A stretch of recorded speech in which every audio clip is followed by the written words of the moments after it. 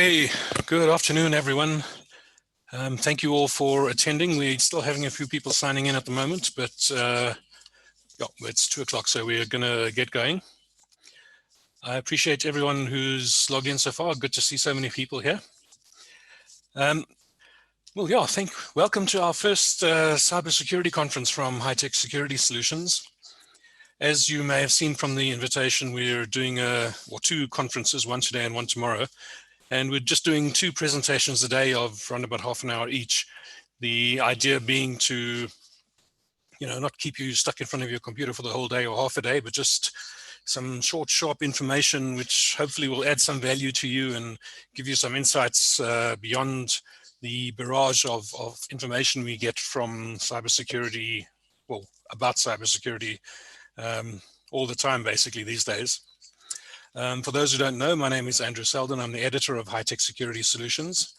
And you can see I'm joined with Dominique Bauer. She's a media consultant with the company. She'll be helping us with the admin in the background, doing stuff and asking questions that you guys ask. And on that note, if you look at the bottom of your screen, you'll see there's a Q&A button, and you are welcome to send us questions and what have you as the presenters are speaking, and we will answer them. The presenters might answer them during during their presentation, but most likely we'll save them until the end and then do a Q&A at the end. And then right at the end of the webinar, if there's time left, we'll catch up on any questions we didn't manage to get. We have a couple of polls that we're going to be running during or actually we're going to do one now, and then we're going to do one right at the end. And the one right at the end, oh, that's the wrong one. Sorry about that. There you go, the poll seems to have disappeared.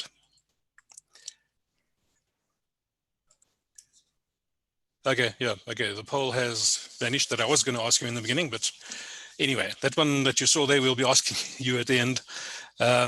It's just if you hear something that either Craig or Rudy, one of the, or Laura, one of our speakers today actually says, and you want them to contact you for later on, you can just click next to their name and we will share your information with them and they'll get hold of you sometime during the week. Anyway, so that didn't work. If we are oversubscribed, I think you might have seen it in the presentation that's currently on your screen. There is a link to YouTube where we're live streaming, live screening as well. And you'll be able to, or whoever we don't have space for on Zoom will be directed to YouTube. And obviously the presentation itself will be broadcast on YouTube. Will be available for download. We'll send you an email later on with a download. I think that's about it. Sure, the poll didn't work, so we'll have one poll at the end and hopefully that'll work then. And yeah, we're also going to do a brief review of this in an upcoming issue of High-Tech Security. But that's enough from me in terms of an introduction. Our first speaker very quickly is going to be Laura van der Merwe. She's our product manager at High-Tech, and she's just going to tell you a little bit about High-Tech. And she's going to talk for 2 minutes, and then we're going to hand over to, or I'll come back and I'll do a presentation and hand over to Craig Rosewarne. So Laura, over to you. Hi everyone, my name is Laura van der Merwe. I'm the product manager of High-Tech Security Solutions, the magazine which is bringing you today's conference. Just a short overview of the publication. We've been publishing High-Tech for more than 20 years. When we first started, we focused on what was the leading technology of the day, which was alarms and fencing.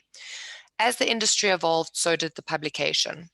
We have changed along with the industry as it moved from analog through to IP, as integration and solution sales became more pertinent to the industry. And today we're incorporating cyber and the IoT into our coverage as well. As the industry changes, we change with it, and we provide our readers with a snapshot of what is happening in the ever-evolving security market. High-Tech Security Solutions is published in print, online, and supported by twice-weekly news briefs. The key readership figures are: our main aim through our monthly publication, annual handbooks, twice-weekly news briefs, website, and our conferences is to provide a resource for decision makers working within the security and risk industry. High-Tech is your leading edge security solutions magazine. For more information with regards to readership or advertising, please do not hesitate to contact me on laura@technews.co.za. That's all from me. I hope you enjoy the conference. Cool. Thank you. Thank you, Laura. Now we're going to get into the presentations, and our first presentation today is from Craig Rosewarne. Now, Craig is the MD of Wolfpack Risk Management, Wolfpack Information Risk, and he's been going on, sorry, my screen's just being adjusted for me. Craig has been in the industry for many years, and he has, sorry, we have a problem here with that screen, but yeah, anyway, Craig has been in the industry for many years. He was, or Wolfpack has been going since 2011, and he's been leading it. He started the company in 2011, and before that, he was an associate director of Deloitte's Risk Advisory Division, and he ran their School of Risk Management for a number of years, and was leading a team of, I think it's over 400 people at the time. Now, what Craig is going to do is he's going to be talking about what's happening out there. That's the introduction or the title we've given him. As I mentioned earlier on, there's a whole bunch of information daily coming to us about cybersecurity and who's at risk and who's been breached and attacked and what have you. And Craig's going to try and get through that to talk about the real threats we're facing out there, and maybe give us a couple of ideas about exactly what we can do to try and protect ourselves. Because the attacks we are happening, if you look at the latest Verizon data breach report, over 80% of the attacks, 86% of the attacks that we've experienced in our region are financially motivated, which means that they're trying to install ransomware or steal personal information that they can sell. And and 70% of those attacks come from outside the company. We always think that insiders are the biggest threat, but 70% of them are actually outside looking for a way in to actually make money off you. So that's enough from me. I think we've got our things sorted here at the moment. So I'm going to hand over to you, Craig. And if you can go ahead. Welcome, Craig. Thanks, Andrew. Just as a confirmation, can you see me? You can see the slides fine? Yes, I can see you, yes. Voice check. Okay, good. I can't see your slides. Have you shared your screen? Yes, I have. Let me just double check here.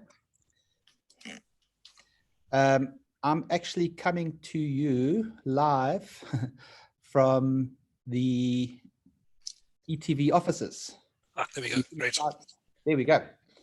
So we're doing a very interesting recording about another victim in South Africa, an individual who lost over 900,000 Rand to a very sophisticated organized crime ring. You should be able to see it on ETV on Friday, I believe. So quite an interesting thing to go through. So what I'm going to be covering today is a number of different things. This is a quick intro, just to provide some perspective to where I'm coming from. I've been involved in cybersecurity now for probably about 18, 19, 20 years. I'm losing track, and very passionate about it. So our organization focuses very heavily on consulting, training and awareness at a government, at an organization level, et cetera, That one little bottom part on our sort of methodology is the community side, something I'm incredibly passionate about.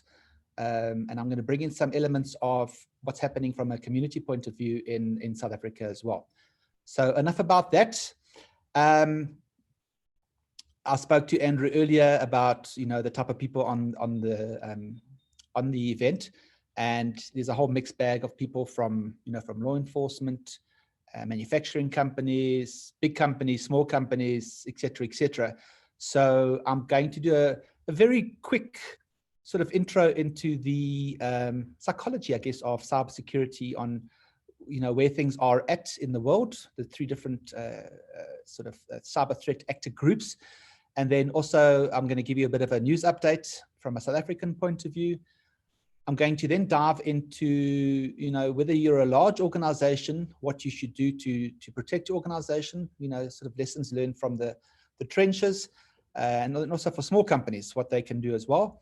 And then, you know, from you as an individual, you working for a government department, you working for a company, you know, how individuals get targeted, and talk a bit about that.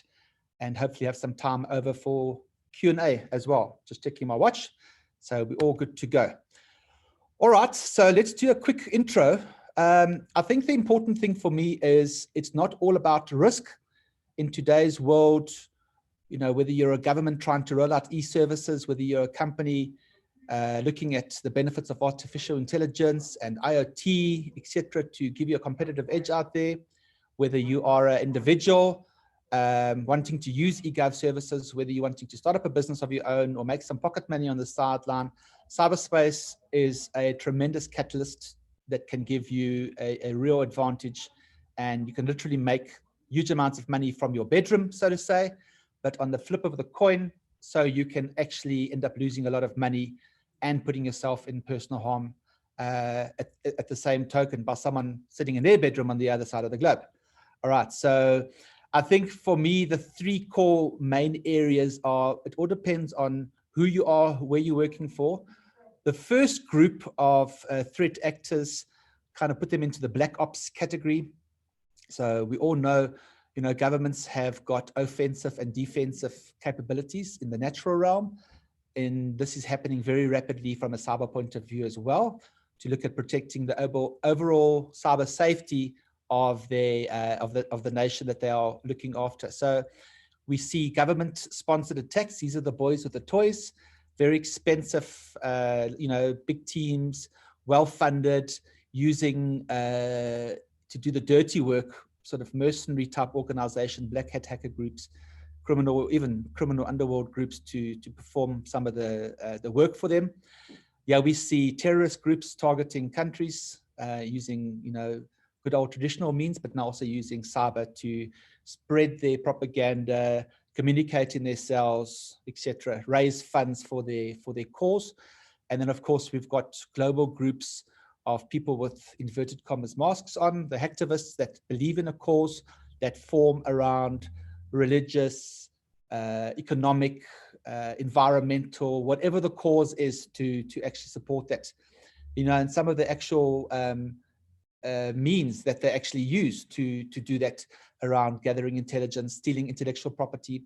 You know, we're seeing a very strong link between intellectual property theft, where it was normally criminals stealing it, but now governments, not just stealing from governments, but governments stealing from, you know, high-tech type companies to bolster their own economy. As I mentioned, propaganda. For those of you that are part of the banking sector, the retail sector, the manufacturing sector, you know, these all form part of a country's critical infrastructure where the overall safety of the country is dependent on. And of course, as I said earlier, terror funding.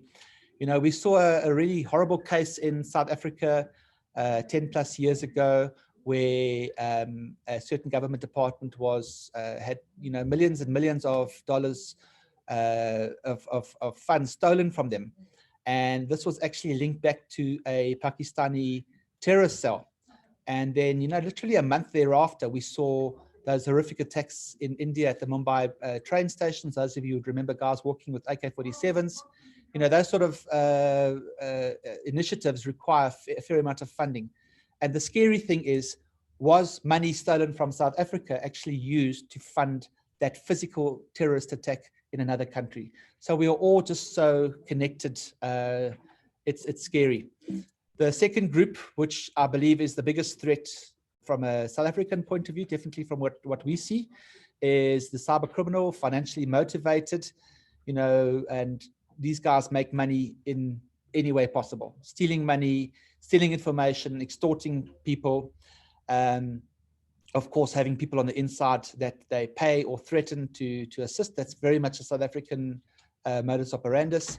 And, you know, from the organized crime all the way down to petty criminals, tata machance, guys just trying to steal as much money as they can.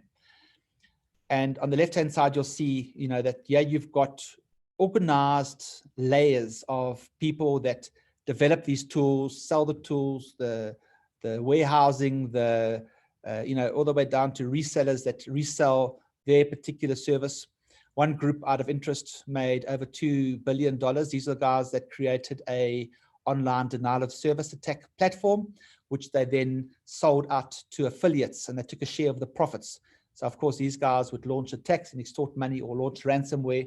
They made $2 billion. They actually closed the business down. They were clever before they ended up getting caught. They've made their money. They're now going to go and have a lovely retirement on some island, or even buy an island, who knows. All right, and then of course you've got those on the inside, a very difficult group to try and manage from a risk point of view. The hacktivists, you could have someone working in a bank that's part of a economic cause, seeing how much people are earning in the wealth sector, in the wealth category of that bank, and leaking very sensitive information out to further their cause. You've got disgruntled employees, reckless employees, people in IT that take shortcuts in configuring things, or employees that don't follow process, etc. And the largest pool by far is really that unaware group of employees that make a mistake, or the co-source, outsource providers of the organization as well. Even entities such as auditors that come in, gaining access to very sensitive information, and at the end of the day, who knows where that information can end up. So a couple of the sort of methods there as well. I think that creates a very nice backdrop just around the people, the human element, that companies and individuals and governments at the end of the day, need to be aware of and do their best to try and protect. And as you'll see, when I dive into a little bit of detail from a company point of view, you will see that this is by no means a simple task. Okay, we're dealing with a very complex, and as more and more technology is being rolled out, so the complexity is increasing. As more and more companies are dependent on what's happening in South Africa and around the world now. E-commerce is taking off, is booming, for example. More and more dependency on cyberspace to generate revenue, to stimulate the economy. So it becomes more important. So the disruption of that becomes more damaging to that country or that company. All right. So let me give you guys a bit of a news update from a South African perspective. Yesterday, good timing. This has been on the cards now before 2010. I remember we were still meant to have had this ready for the Soccer World Cup, with sharing of information between different countries. But the POPI Act is here in peace, so to say. So on the 1st of July next year, companies have got a full year to basically become compliant to it. Now companies, there's going to be a bit of a mad scramble to actually become compliant with that. I welcome it. I think it's way overdue. Similarly linked to that as well is we also provided quite a bit of input into this in the early years. Still remember hosting a conference with the State Security Agency back in 2015, where various government departments were involved, and this thing was printed out and given out to the delegates to review at that stage. So this has now been split up in terms of the cyber crimes and the cybersecurity bill. There's been various amendments, but this is now also being pushed forward. The advantage of this is defining the different types of cyber crimes out there, so that we can attach harsher penalties for those criminals that eventually do get caught, that can be prosecuted in terms of this, and then also the various structures that need to be implemented to support, the National Cybercrime Center, for example, that the police urgently, 20 years ago, we should have had these things up and running and operational, and thousands of people trained to cater for the demand in assisting victims. All right, so excited about that. Something that we as a company are personally involved in. We do a lot of community work, do a lot of talks at schools, at companies. So we are working closely with the British High Commission and the Department of Education and UNISA and a whole lot of other stakeholders, ultimately, to create a school cyber safety awareness toolkit. What we've done is we've done extensive research. We've got about a 100-page document now on looking at South Africa. What are the key threats? I'm very excited about this, and pretty soon this is going to be made public. But at a high level, we've used sort of word clouds to what are the key topics that we need to be aware of. What, South Africa, there's commonalities in South Africa and the rest of the world, but there's also very unique things in South Africa, such as our, people's dependence on mobile phones to access the internet, as opposed to other more developed parts of the world. All these things had to be brought into, what are the key threats out there? Where are South African, especially teenagers and schools, more vulnerable, for example? So we've done research into that. And the deliverable of what we're going to be creating and rolling out is obviously linked to that. At the end of the day, we've created 5 key themes, an overview of cyberspace. It boils down to people. So there's various threats linked to that, such as cyberbullying and, things like communicating with your children. We found that parents, teachers are very scared in this space. Kids are way ahead of it, of the game when it comes to technology. Securing your devices, securing these applications, whether it's games, social media that are running on these devices, and ultimately protecting that information from being monetized or stolen or causing physical harm to people. That's where the safety element comes in as well. So as part of this, we're very excited. There's going to be 3 games developed, cartoons, posters, videos, workbooks for schools, etc., that are going to be provided. This is not going to become part of the official curricula as yet. It's going to be a volunteer basis. We're still going to be working closely with the Department of Education, and obviously things take time to roll this out. So it won't be part of the official curricula, but it's going to be a supplement and a guide. At least it's something that schools can actually use to make our kids so much more savvy. Another last little bit of news from a South African point of view is we've been running a site called Alert Africa for the last 7 years, I would guess. And we've, about 2 years ago, provided a mechanism to actually report crimes. So we do provide a pro bono service to individuals, schools, charities, etc. Obviously, we help companies, but we also have to make a living. So we do charge companies for incident assistance or consulting work. But we've got a really great amount of resources available. You could go on around protecting yourself, clicking on, for example, applications. We've got, I think over 20 different games categorized there, different applications, what people need to be aware of, the minimum ages, where to go if there's any issues, for example. So we're very excited about that as a site. So you're welcome to, if you need any free resources, to go there, and also the report to cybercrime component as well. All right, so I'm going to have a quick sip of coffee to lubricate the vocal cords, and let's dive into the next topic, which is around companies.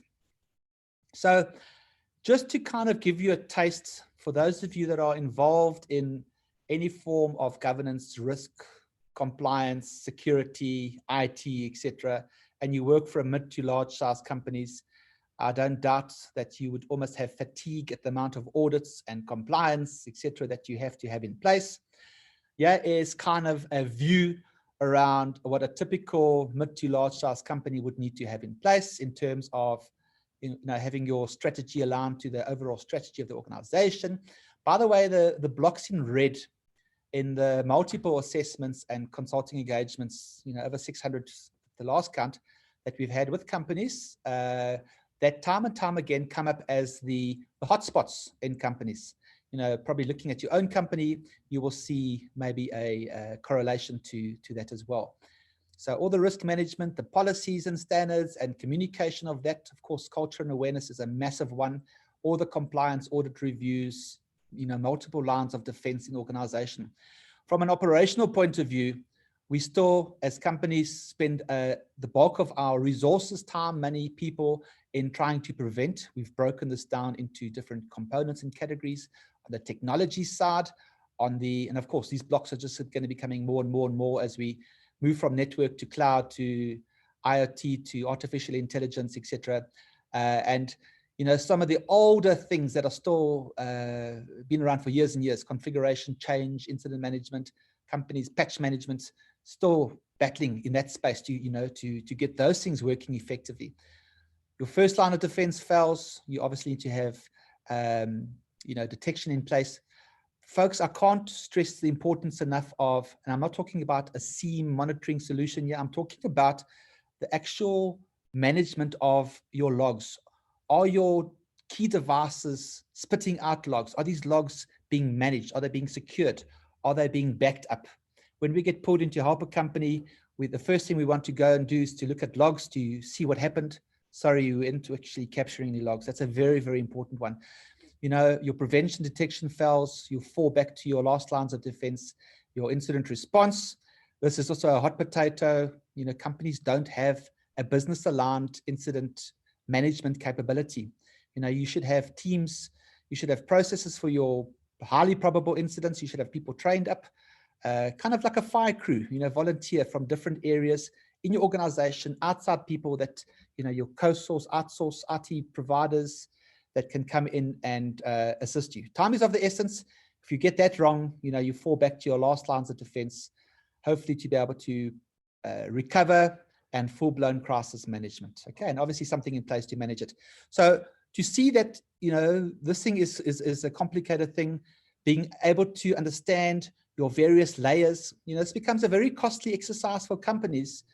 We don't sell these particular types of technologies, but we will come and consult for a company and look at what they've got in place, and also try and realize that you don't always have to go out and buy new things.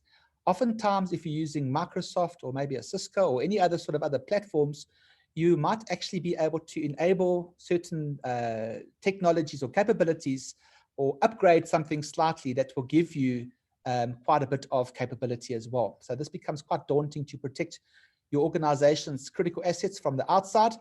And of course, not forgetting people, contractors, employees, etc., sitting on that actual asset. You know, that's a whole new different challenge to manage that through confidentiality agreements and obviously regular checks and monitoring to keep an eye on what's going on in your organization. All right.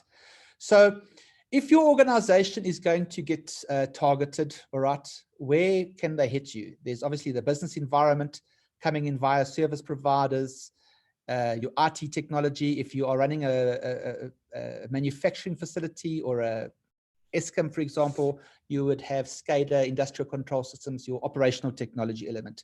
Obviously, also part of the scheme of protecting.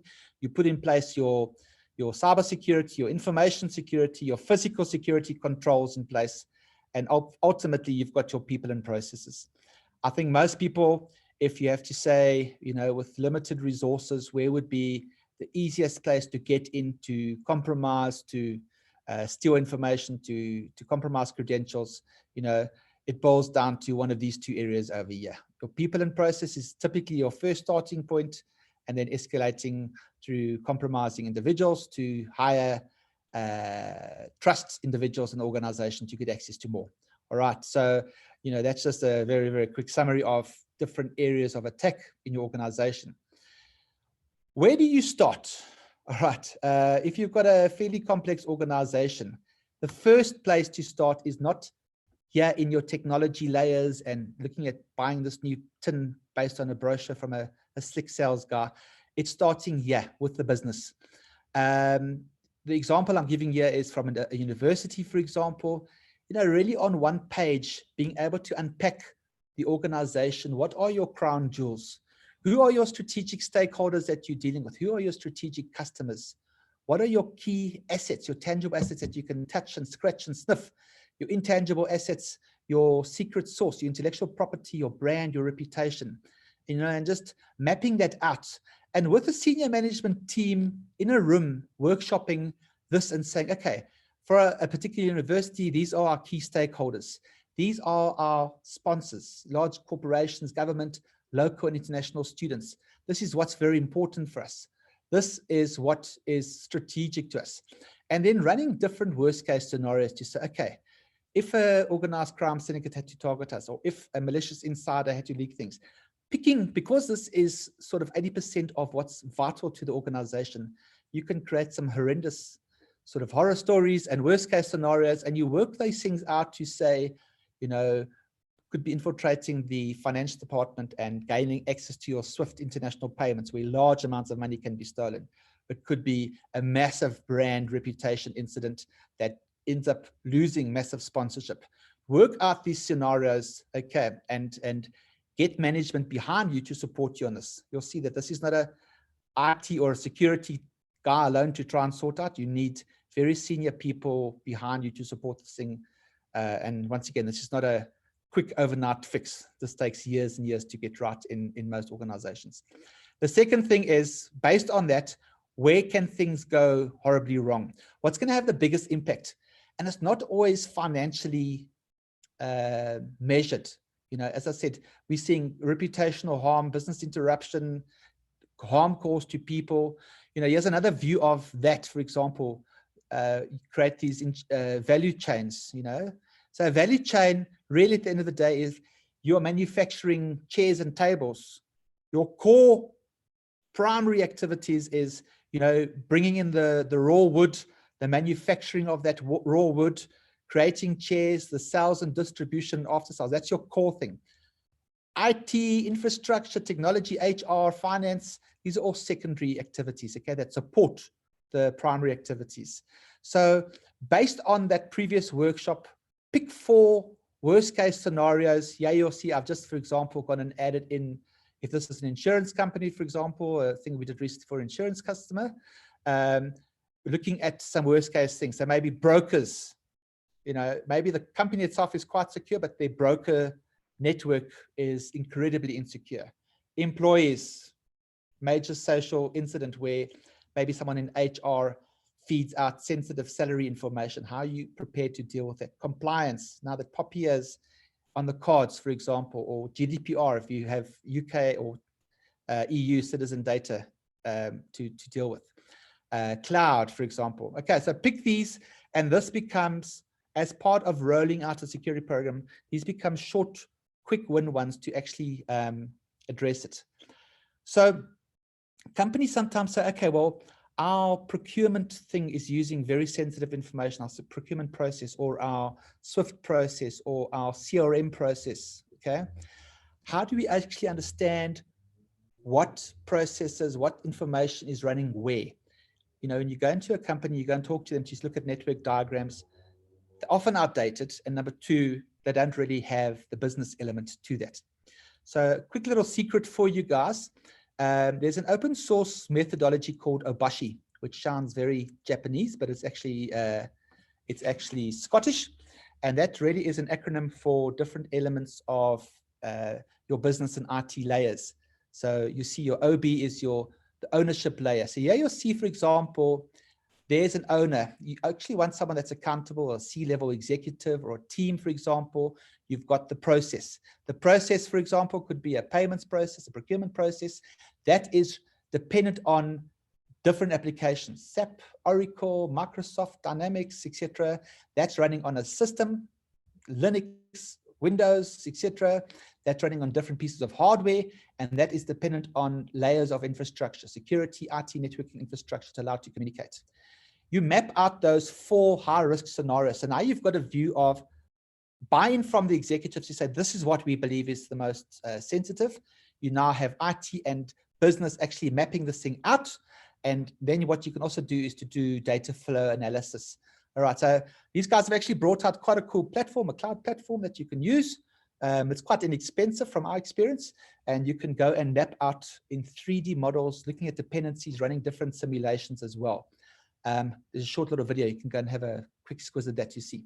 So now you've got a better understanding of what the environment is that we're trying to protect. We never used to talk about this because this is kind of like the drunk uncle, you know, that you don't want to bring to your parties to impress your friends or your girlfriend, for example. But every company has got issues, has got limitations, all right? And be aware of those, whether it's cultural, whether, you know, management don't take this thing seriously. There's no budget available for this thing. You know, and be honest about it. You know, it's very poorly documented, or even the basics are not getting done properly, et cetera, et cetera. These are some of the things that we found are coming up time and time again, okay? Be aware of those and address those as part of your remediation. And of course, for a mid to large size entity, you're going to be spending a fair amount of time. You're going to be audited against these things. You've got to come up with a plan. It can't just be off the back of a napkin. This has to align. Yeah, you'll see, for example, you actually bring in the Obashi elements here, for example, the business piece. The cybersecurity strategy must dovetail and support the business strategy and goals. Remember, a risk to a business is them not achieving their objectives. okay?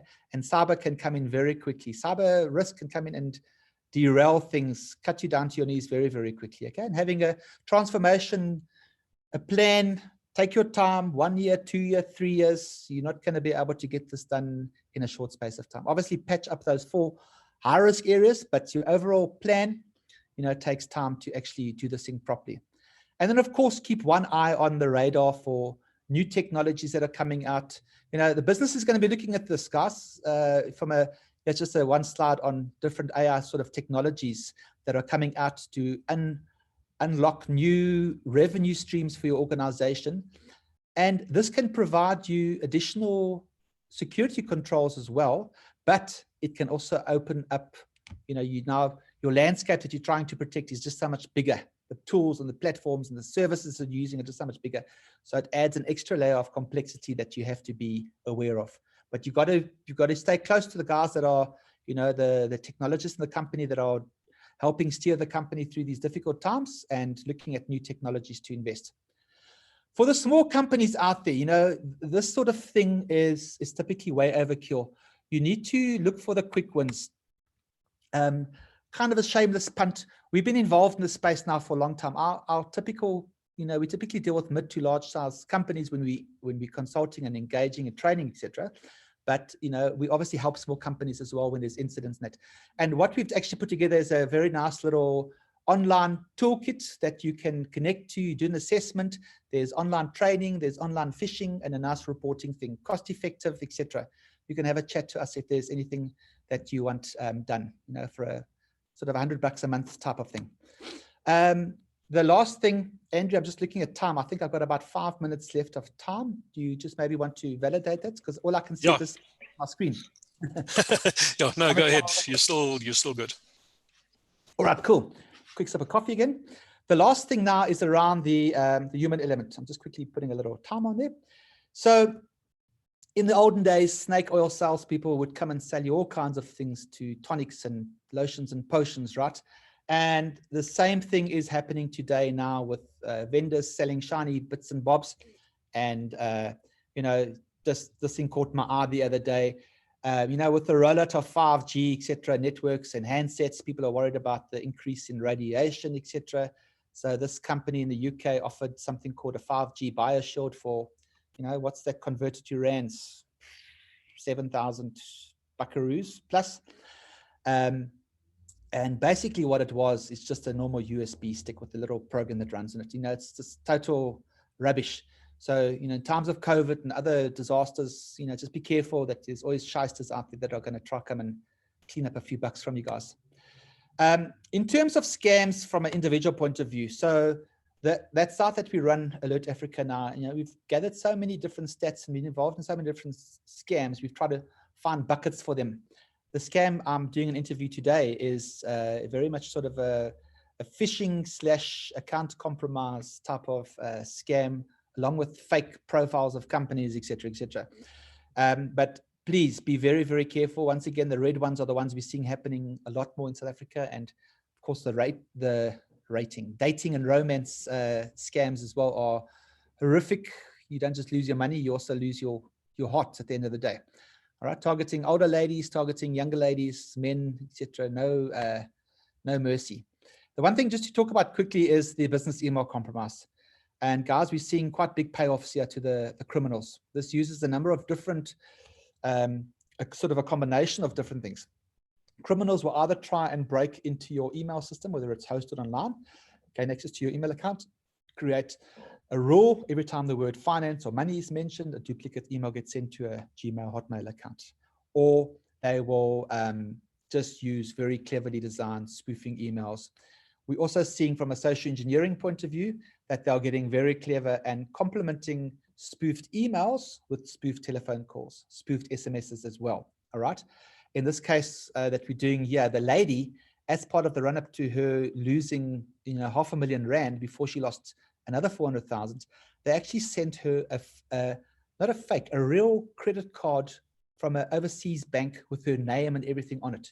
She went to a Pick and Pay and she bought something for 70 Rand to test it, okay? So they actually add these things in to increase the believability. And of course, there's always that urgent request that you need to make a payment now, otherwise this thing's going to lapse, or we're going to have to go back to, or my boss is going to get upset. So these are, a couple of things linked together in this particular attack. And we're seeing, of course, the use of social media and what we term OSINT, open source intelligence gathering, using tools to harvest huge amounts of information off. You can go and visit LinkedIn and Snapchat and Facebook and pull information, but there's a whole lot of other tools that you can use to harvest it as well. Still, we're seeing targeted spear phishing emails as the most common way of hitting people.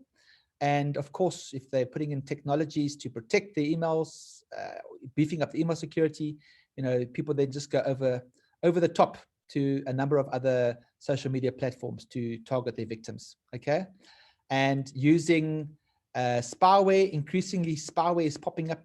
Operating on computers, on phones, monitoring every single communication that you are making.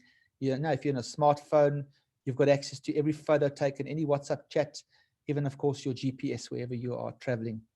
Monitoring, listening in on conversations. So keep an eye out for those things. And from a company perspective, people are really so many different areas to protect. People not using strong passwords, same passwords across multiple sites, not having two-factor authentication.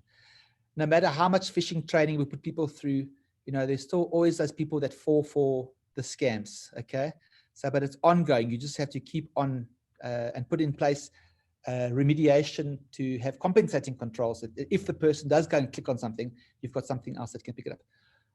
Browsing, not listening to your browser warning that you're visiting a dangerous site. Working remotely now, companies are having to beef up their remote access, their VPNs, for example, as well. Still copying very sensitive information to unsanctioned USB devices. And of course, an increase in telephone, SMS, even WhatsApp spoofing, for example, as well. So very important to spend time on your people. Ransomware as well. At the end of the day, it's someone clicking on something, someone's machine that hasn't been patched properly at the end of the day to allow the ransomware to kick in. All right, and then finally, I think with all the people working from home remotely, just please bear in mind, normally at live talks, we do demonstrations and show things. At the end of the day, you're working in a home. If you're fortunate to have a fairly, mediocre income, you're going to splash out on, ADSL or fiber and smart TVs and maybe a camera system. All these things at the end of the day are connected out to the internet. All of these things are visible to someone anywhere in the world. So when you're installing these things, when you're setting them up, don't skip that very important thing around putting in decent security, passwords, checks and balances, because of course, it's not just these assets that are needing to be protected, it's our kids and that as well, who are mostly nowadays doing their school from home as well, and managing the content, managing the time that these guys, use a terminology around screen time and green time, all right, making sure your kids get out and play in that as well, and using technology. It's a whole topic on its own that I can go to and talk quite passionately about as well. But Andrew, thank you. That is my talk, and over to you. Great stuff. Thank you, Craig. If there are any questions, please, sorry, that was a bit of an echo. Please use the Q&A at the bottom of your screen. Otherwise, if you want to, we have a poll for you. The right one this time. I think the reason I didn't get this poll right the first time was what the technical people call PEBCAC. Problem exists between keyboard and chair. And so anyway, we have the right poll for you now. So thank you. I can see a whole bunch of you are busy filling that in. But yes, thank you, Craig. We don't have any questions in the Q&A. If they do come up before the end of the next presentation, we will either talk to you at the end of the webinar, or we will get Craig to contact you directly. Okay. Thank you. Thank you. Okay, the poll's been going for almost a minute. There we go. There you can see 54% of the people say they haven't been hit by a cyber attack. 15 have, 25 don't know. Well, that's actually quite yeah, rather strange or quite nerve-wracking if 25 people don't know if you've been hit by a cyber attack. And 6 people or 6% of the people say no comments. So I think we can, yeah. But thank you. Thanks for that. We're going to take the poll away now.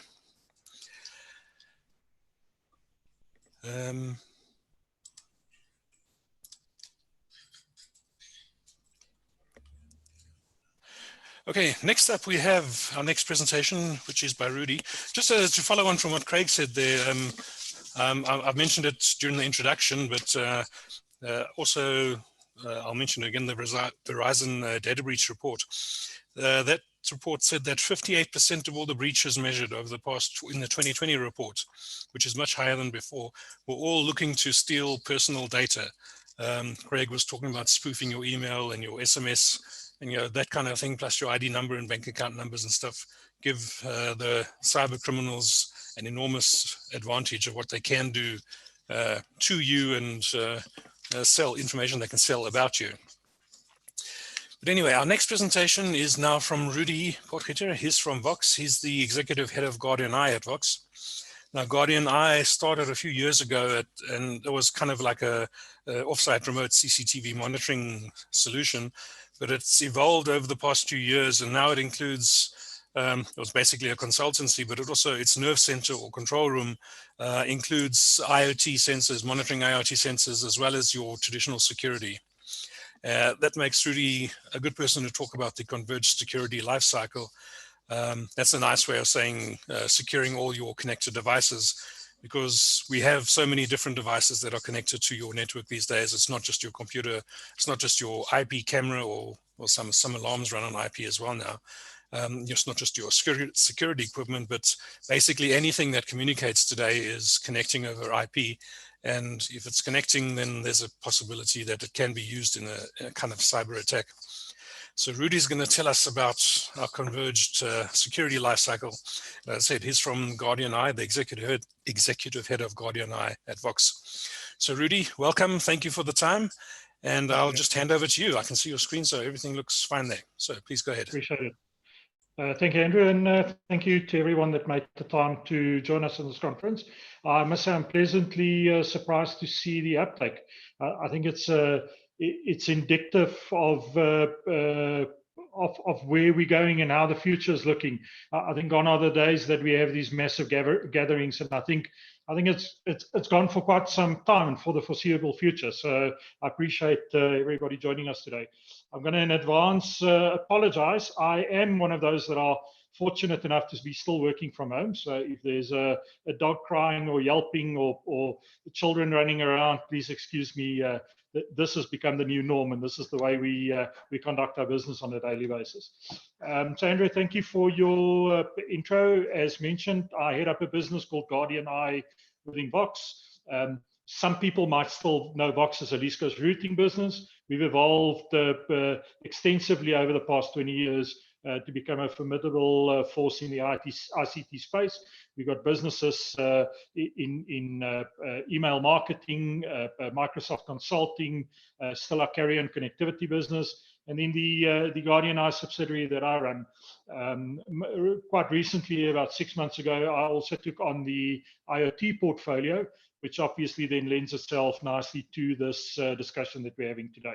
Yeah, so just a slide on who we are and where we're at. We're predominantly South Africa-based, 13 locations across the country, and we do anything from Microsoft Business to digging up the daisies when it comes to layer 2 fiber service providing. Yeah. So let's chat about network convergence. I think it's a term that's been lambasted and hammered in over the past 10, 15 years. It started off with voice and data joining, more recently video or security joining that network as well. I think as we move into a new era, we'll see more and more devices joining that network, and we'll see a true convergence. And I think it just makes the job of Craig, my predecessor, a lot more difficult, as you see this plethora of devices and networks all joining together to deliver the services of the future. So we've heard the term of the fourth industrial revolution through and through in the media. Our president hammered it in two of his State of the Nation speeches last year as well as this year. And I thought I'll just pause there quickly and give you my interpretation of what it means. So obviously the first revolution we saw was water and steam, followed by electricity, gas. Then we had the era of computers, electronics, advanced electronics. And I think we're now entering an era where it's a fusion of all of the above. It's a combination of man and technology. It's a combination of AI-powered machines driving outcomes without emotion, and it's there to make our lives easier. It's the era or the decade of smart cities, homes, environment, security. I'm a big proponent of utilizing or reusing existing infrastructure for a different outcome. I'm a big proponent of not spending money on hardware that can be repurposed to drive efficiencies, to drive outcome, to up productivity, to generate income. And the only way we can do that is by taking advantage of this fourth industrial revolution, by taking advantage of things such as machine learning, AI, quantum computing, and reuse existing equipment for better and smarter outcome. I'll give a very, very simple example of that. I tested a camera in a boardroom the other day of a very well-known manufacturer. I'll mention their name, no secret, Cisco. It's called Cisco Meraki MV12 camera.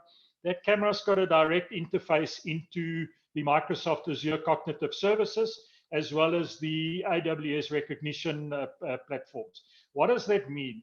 It means I deploy a camera in my boardroom. That camera in my boardroom's sole purpose or initial investment purpose is there to monitor that boardroom for somebody stealing my projector, vandalizing my screen, I don't know, taking a chair or even a boardroom table out of there.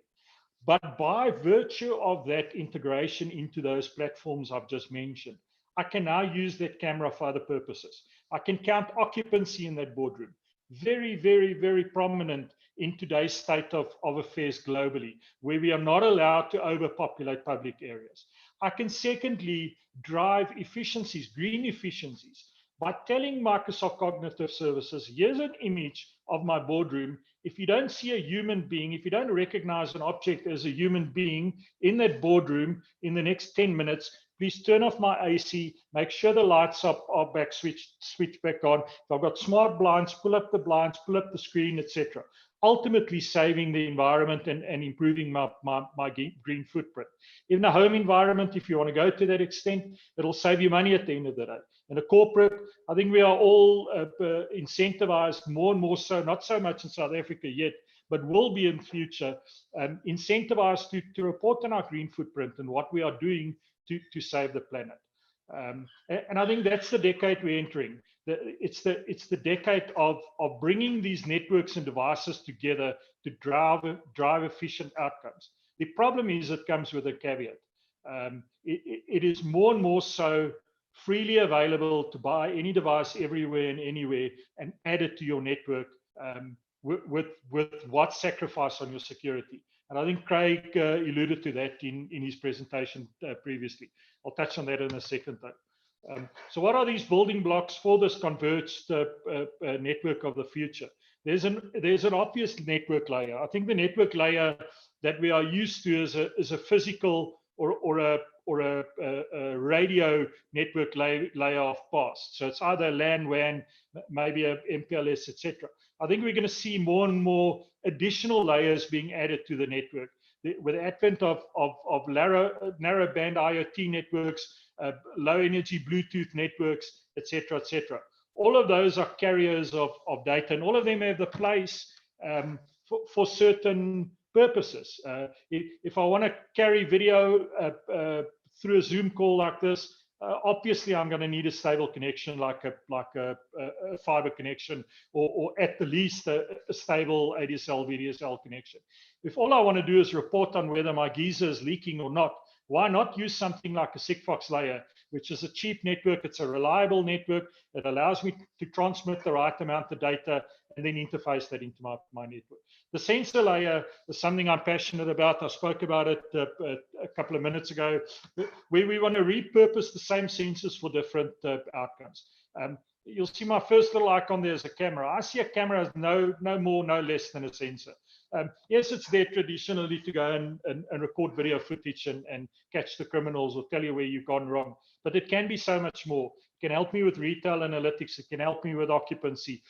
We've all, if you're in any way, shape or form involved in health and safety in your business or exposed on a management layer, you would have seen a multitude of emails flying around and campaigns flying around with the advent of COVID or COVID hitting us like a brick wall, where people are trying to use technology to assist you with that. We can use cameras to identify crowds, how many people are in the environment, to identify temperature, to identify you as a person. Are you allowed somewhere? Aren't you allowed somewhere?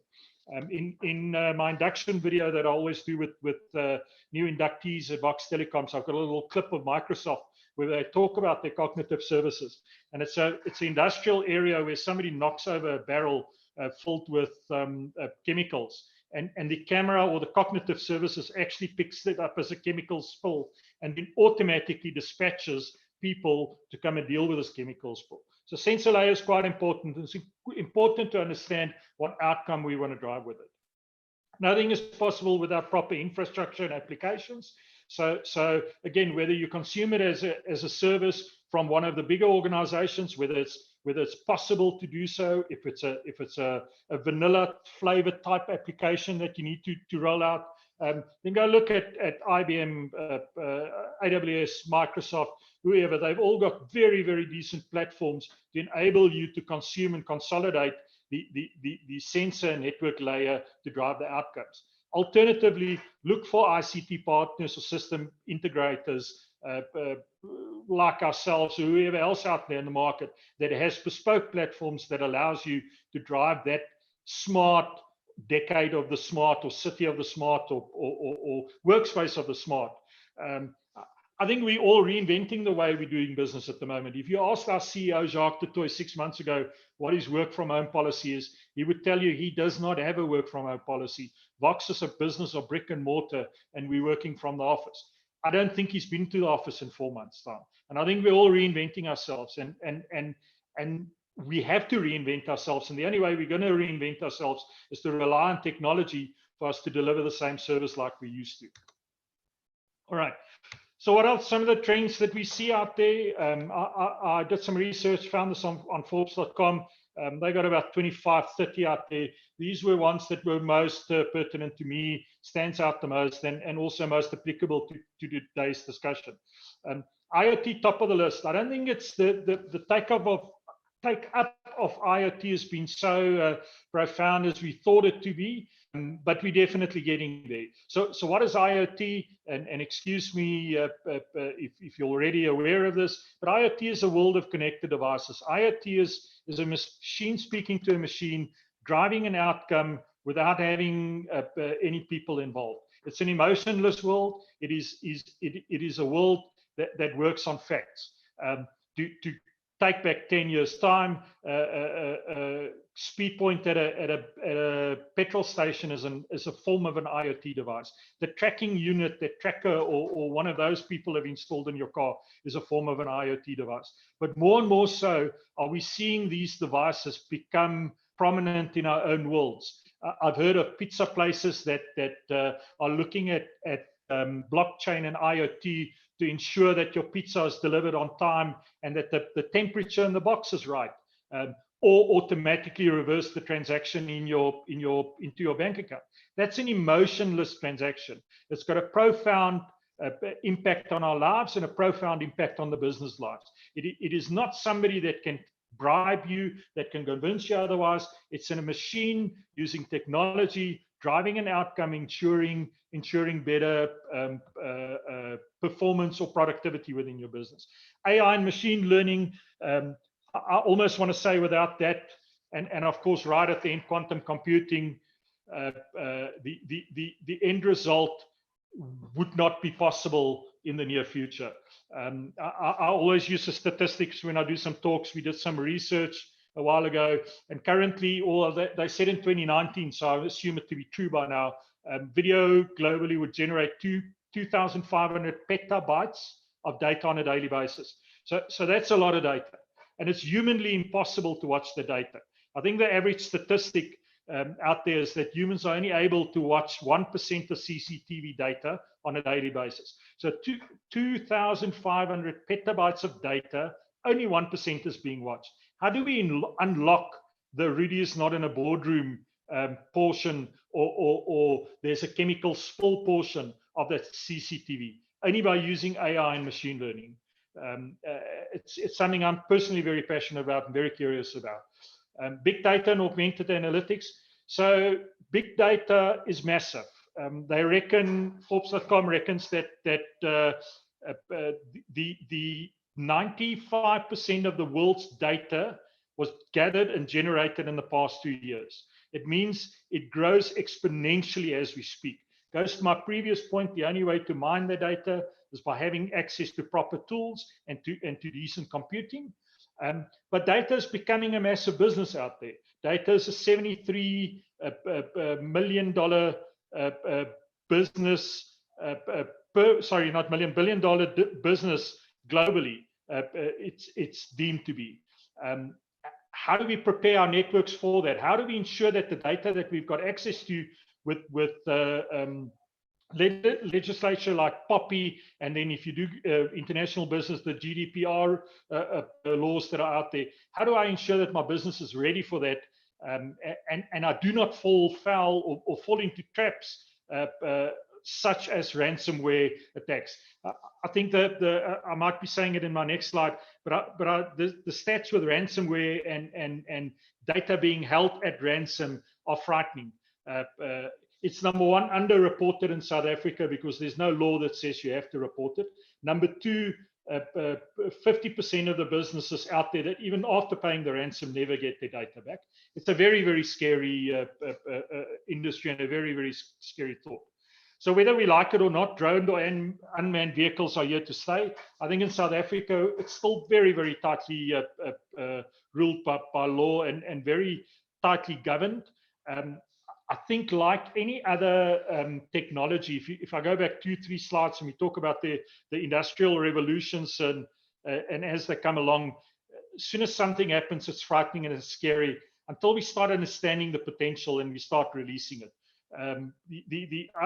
I think our access to unmanned aerial and even maybe land vehicles, as we get to know these objects and get to overcome some of the fears, it's going to become a day-to-day basis.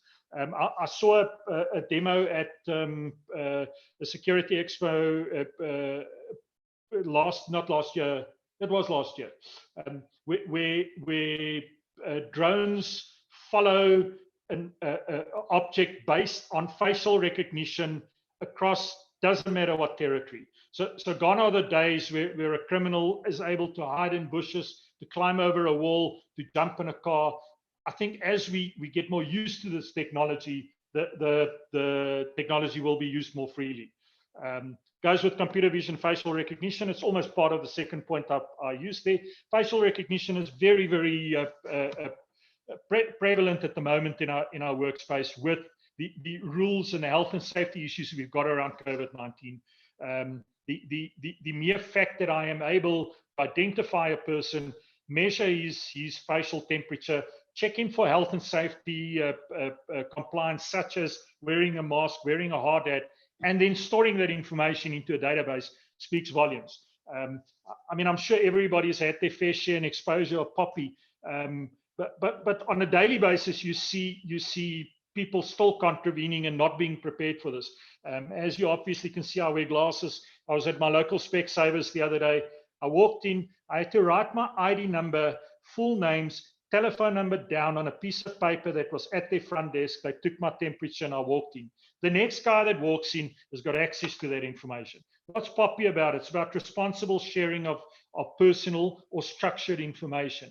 Putting my name, ID number, and physical address on a piece of paper and handing it to the guy that walks in the door after me is not responsible sharing of data. And then I think all of the above can only be made possible by proper compute and proper network connection. So those are some of the trends that we see. Most of them are here already. Some of them are on trial phase. Some of them are growing on a daily basis. As we all know, the only thing constant in the world of technology are the changes. So these things are growing on a daily basis. But I think it's pertinent and important to take note of these and understand how we ready our network for that. The bottom line of it is you have to move on, or you're going to be pushed out of the way. There is no way of doing business the way we used to do business, and there's also no way of doing efficient business without the assistance or securing technology as your partner there.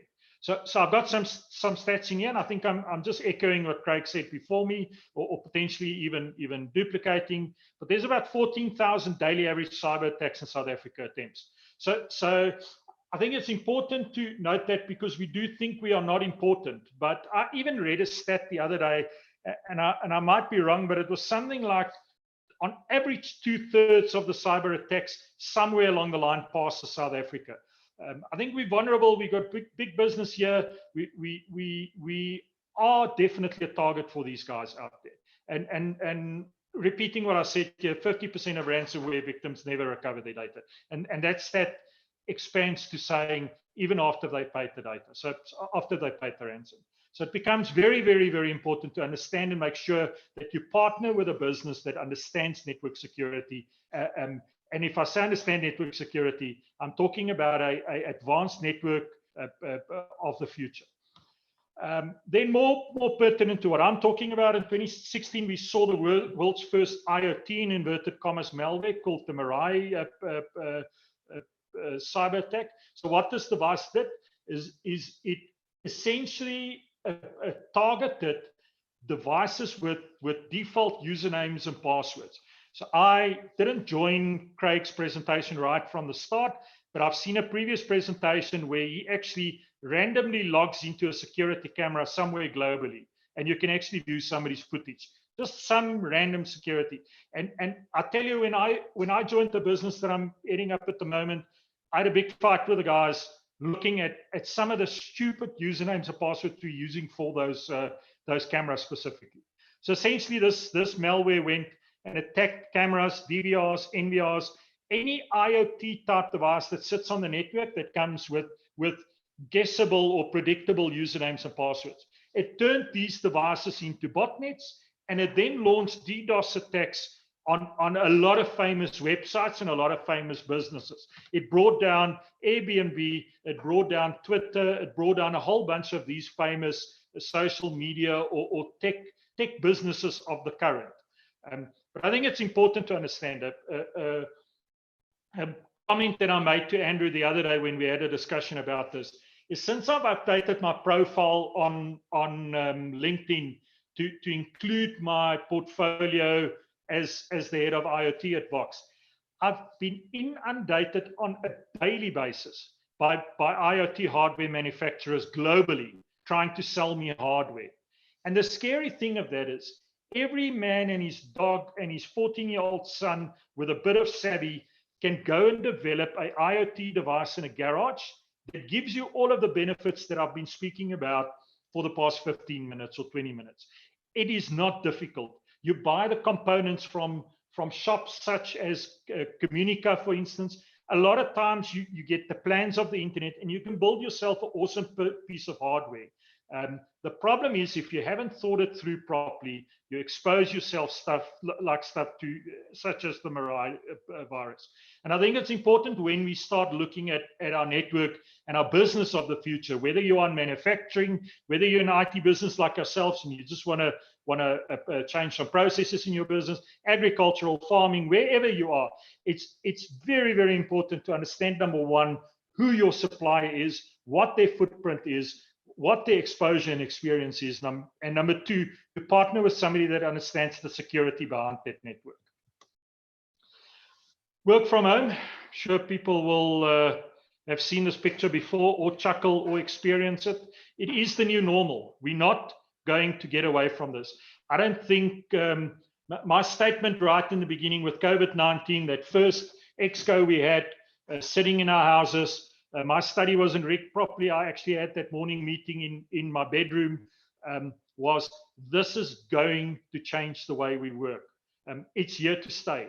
And I think us as corporate South Africa need to understand what that statement means, because that statement means you've just opened up as many people as you have in your business. You've opened up so many branches of your company. And I think we need to just take a second to understand what that statement means. That statement means that Rudy that sits here with a laptop, which belongs to Vox Telecoms, that runs a reputable antivirus and firewall on the laptop, but potentially connects to a network with other devices that have not been secured. I've got maybe a El Cheapo router that I bought off OLX secondhand because I couldn't afford a new one, or my Wi-Fi range extender I bought up the road at the Oriental Mall because it was cheap and it worked for the day, or whatever the case may be. The problem is we are exposing our corporate network to this extent. And I think it's just a very, very vital and important thing to note about. You need to understand that you now, on a continuous basis, not 10 o'clock tonight when Rudy wants to quickly send a mail, every single morning from 6 o'clock in the morning till 6 o'clock at night, I'm logged onto the corporate network, and I've extended your corporate network into my home, which is connected to my smart TV, which is connected to my daughter's tablet, which is connected to my son's gaming laptop, my wife's smartphone, and potentially even my irrigation system that sits on the internet at the moment. I think it's just important to take note and be cognizant of these things, and how we expose ourselves to these environments and how we secure our network alongside these environments. Make that statement again, and I'm going to tell you that the world as we know it and the way we're doing business has changed permanently. We have never had to cater for this on as large scale as we had to. If I take my own business as an example, Vox Telecoms has got a service center that operated from a premises in Centurion. Overnight, when the country went into lockdown, we had to lift our entire call center and enable these people to work from home and operate. We are one of the few, and Andrew, apologies, it's not a punt, it's just a fact. We are one of the few ISPs that runs a 24/7 call center, and people get used to that. So if Aunt Susan out in the middle of the Free States, internet goes down on a Sunday night at 10, she knows that she can phone Vox and she can get that service back up and running. And we had to replicate that in every single person's home. So whether you have done it already or whether your business is looking at doing that going forward, I think it's important to understand what the security impact is in your house. We have never really, unless you're a geek like myself, thought of cybersecurity at home, because what's the worst that can happen? They'll hack my phone, but I've got a backup in Google or Apple Cloud, so it's fine. I don't have a problem. I think the thought process we need to think bigger than that now, because we essentially, like I say, Vox Telecoms has got 1,700 employees. We effectively, at the end of March, opened up 1,700 branches countrywide. And had to cater for that and ensure that that does not affect our corporate network. Right, that's me, Andrew. I don't know if there are any questions for me.